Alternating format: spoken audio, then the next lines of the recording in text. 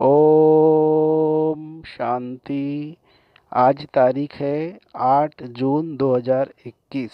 अभी सुनेंगे प्यारे परमपिता परमात्मा शिव बाबा की विस्तार से मुरली। मीठे सेंसिबल बच्चे, सदा याद रखो कि हम अविनाशी आत्मा है।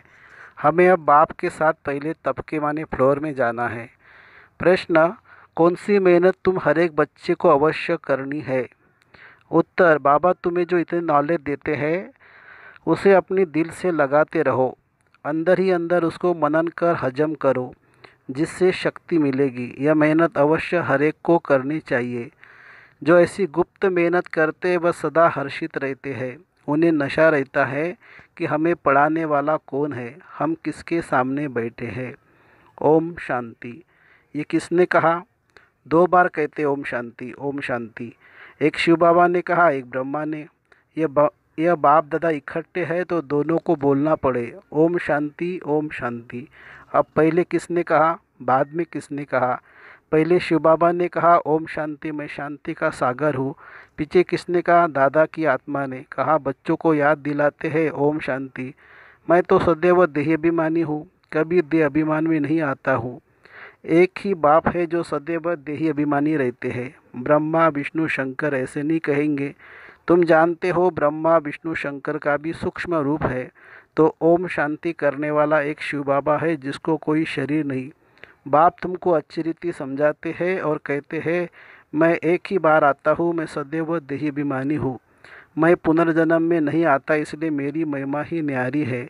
मुझे कहते निराकार परमपिता परमात्मा। भक्ति मार्ग में शिव के लिए कहेंगे निराकार परमपिता परमात्मा है। निराकार की पूजा होती है, वह कभी देह में नहीं आते हैं, अर्थात देह अभिमान नहीं बनते।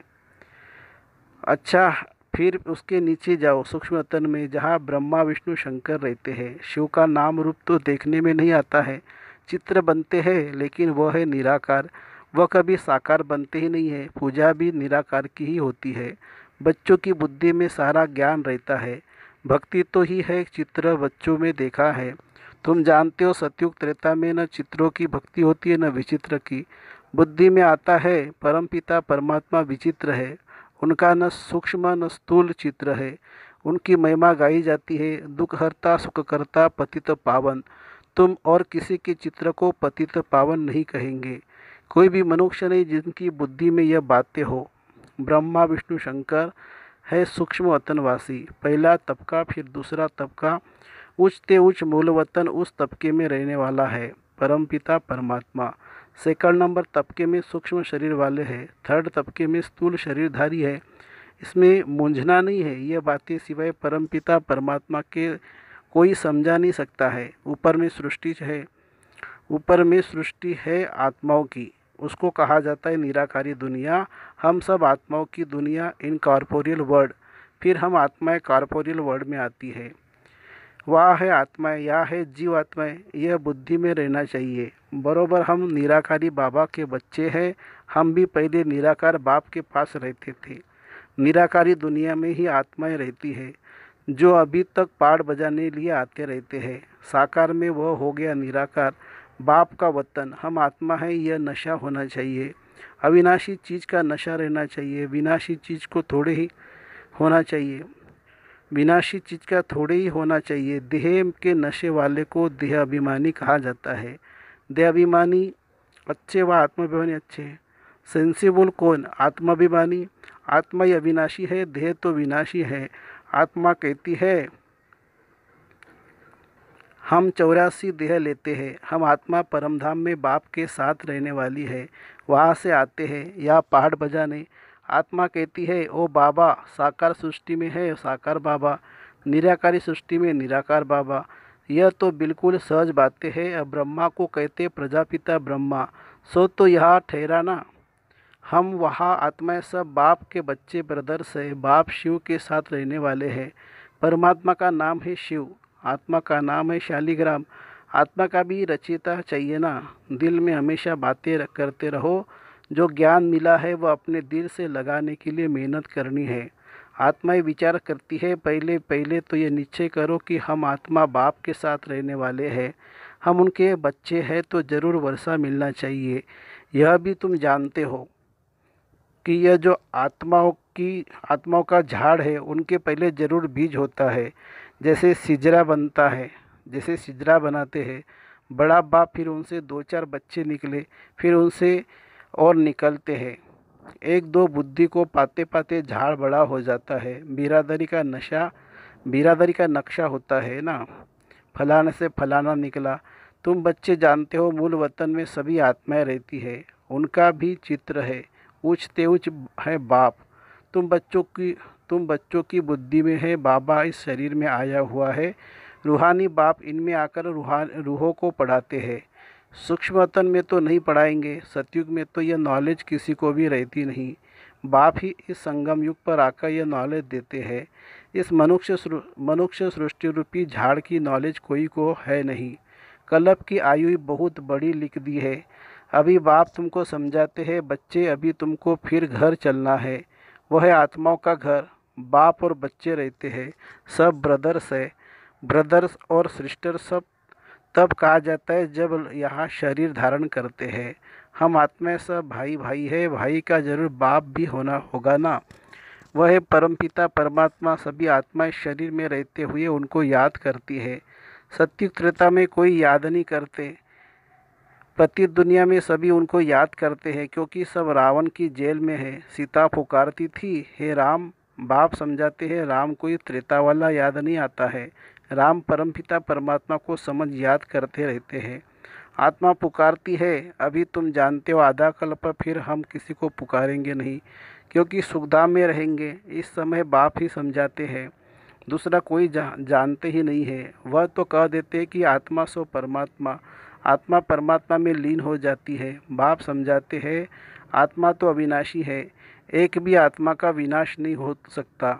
जैसे बाप अविनाशी है, वैसे आत्मा भी अविनाशी है। यह आत्मा पति तमो प्रधान बनती है, फिर बाप सतो प्रधान पवित्र बनाते हैं। सारी दुनिया को तमो प्रधान बनना ही है, फिर सतो प्रधान बनना है। पति दुनिया को पावन बनाने बाप को ही आना पड़ता है। उनको कहते ही है गॉड फादर। बाप भी अविनाशी है, हम आत्मा भी अविनाशी है। यह ड्रामा भी अविनाशी है। तुम बच्चे जानते हो कि यह वर्ल्ड की हिस्ट्री जागृति कैसे रिपीट होती है। इन 4 युगों में हमारा पार्ट चलता है। हम सूर्यवंशी फिर चंद्रवंशी बनते हैं। चंद्रवंशी जैसे सेकंड ग्रेड में आ जाते हैं। 14 कला वालों को सूर्यवंशी नहीं कह सकते। वास्तव में देवी देवता भी उन्हों को नहीं कह सकते।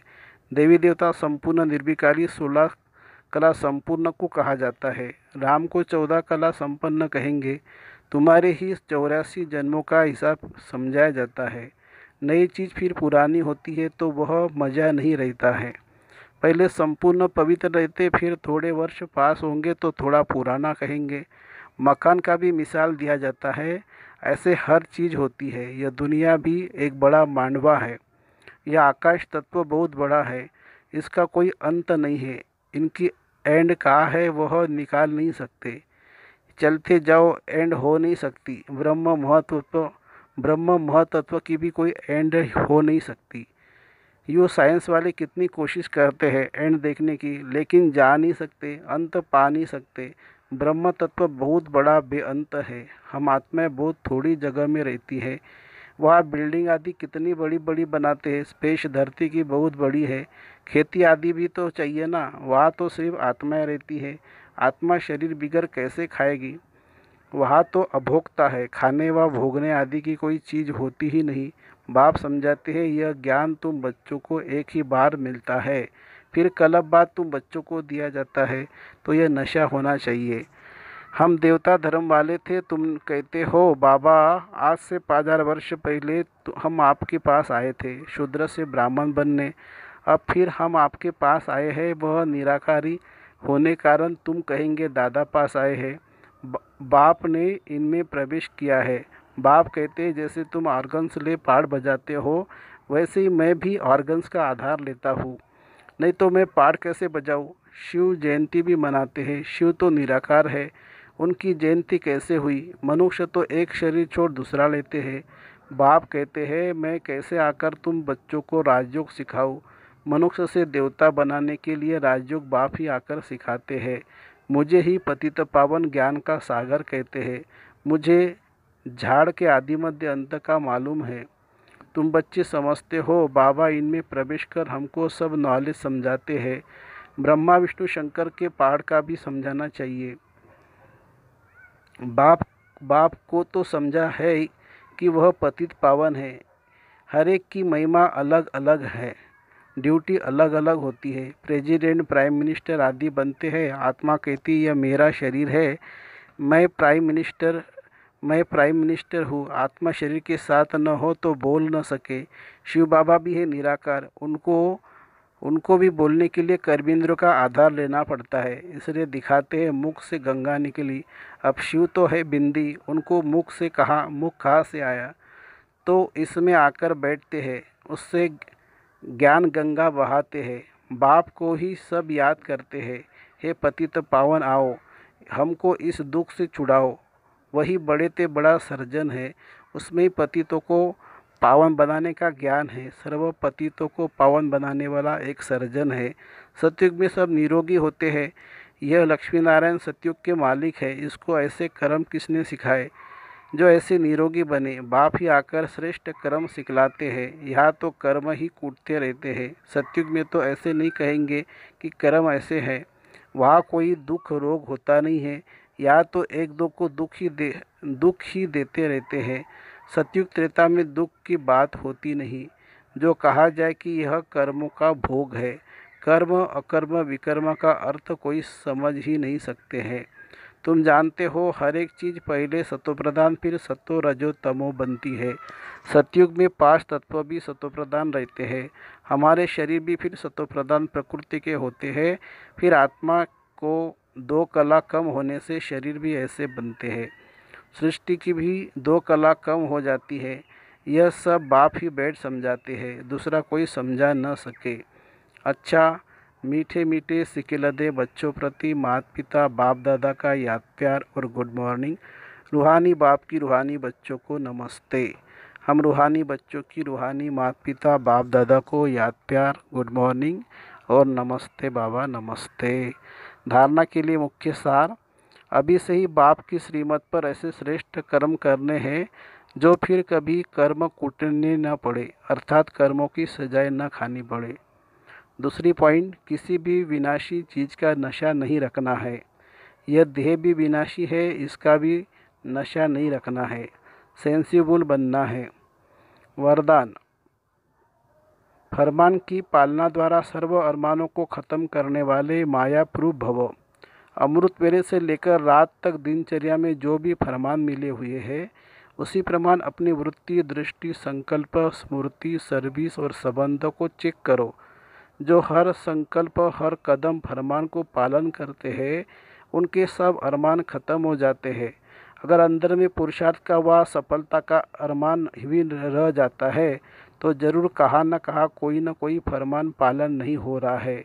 तो जब भी कोई उलझन आए तो चारों ओर से चेक करो, इससे मायाप्रूफ स्वतः बन जाएंगे।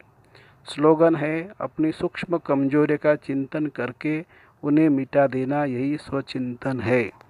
अपनी सूक्ष्म कमजोरियों का चिंतन करके उन्हें मिटा देना, यही स्वचिंतन है।